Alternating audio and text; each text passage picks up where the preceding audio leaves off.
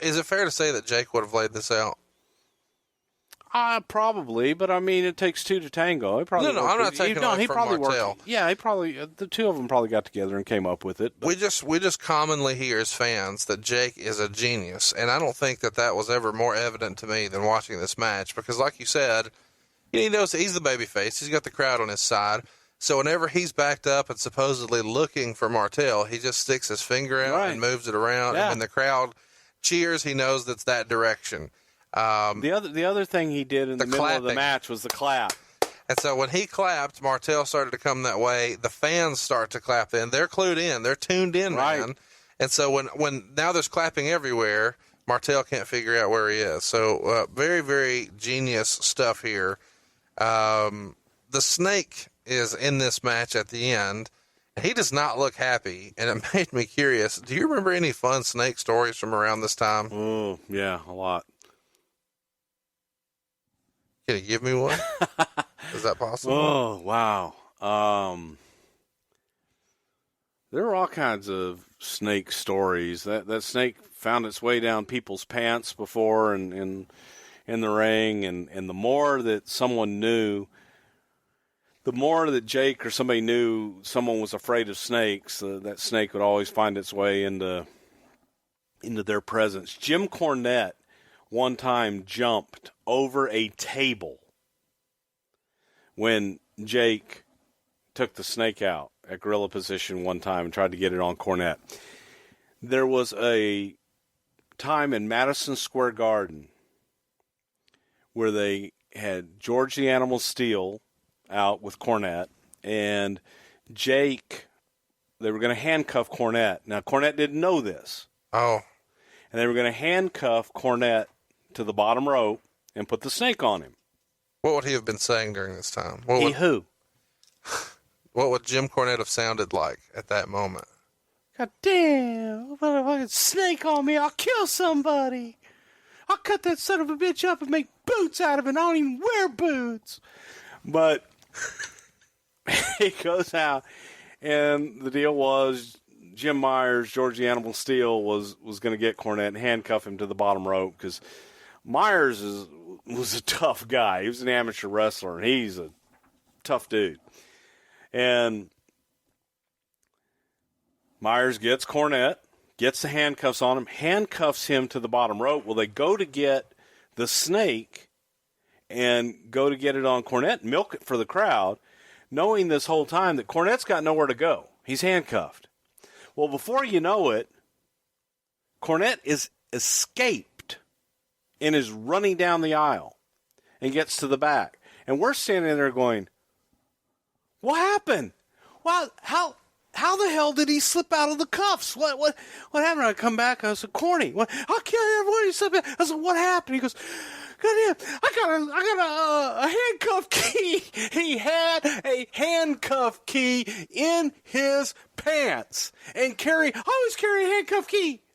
Like, who the hell carries a handcuff key when they're going to the ring to have a match? Who thinks in their mind, well, I don't know, maybe somebody's going to handcuff me tonight as a rib and put a snake on me. You never know what's going to happen. I always have a handcuff key in case like the cops try and get me on an escape. In case the cops try to get me, I will escape. Whatever, I got a key. Hang on now. Hypothetically, do you know of Jim Cornette being arrested before? Oh, yeah. Oh, see, I was going to say, I don't see Cornette getting arrested. I see Cornette maybe having the key for other reasons. No comment. But it was the craziest thing. And when you hear that explanation, it's kind of like, well, okay, props. You got away. Ha-ha, failed. Do you think he still carries a handcuff key around? I wouldn't doubt it. I wouldn't put it past him. That is phenomenal. That's way better of a snake story than Remind me to tell you the Jim Ross car story one day, and that was a rib. That was a horrible rib, but it was a rib. And we'll tell that one day. Okay. So put that in your bank. Tweet us about that one. Let's get to the next match here. I will not address it on Twitter.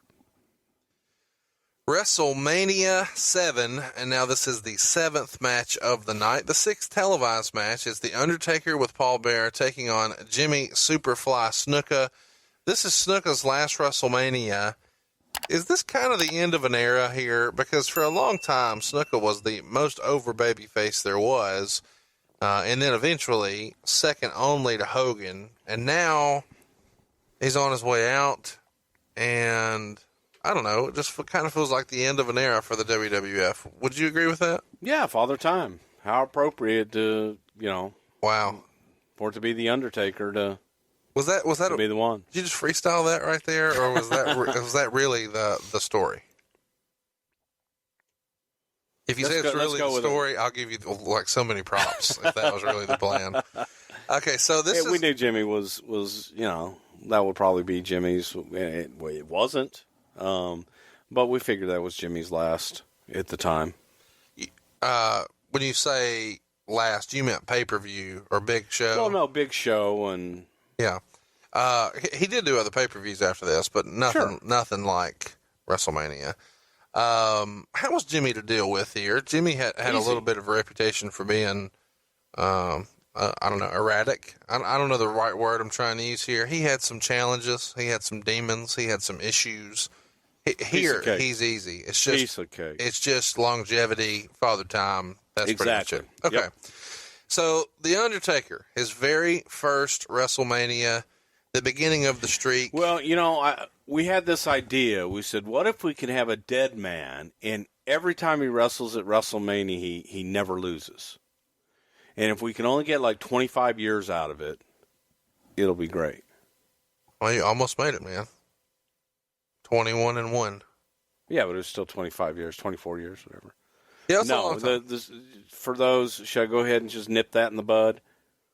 The streak wasn't planned, folks. It was just one of those things that organically happened. And then later years, when we realized, this sumbitch has a streak.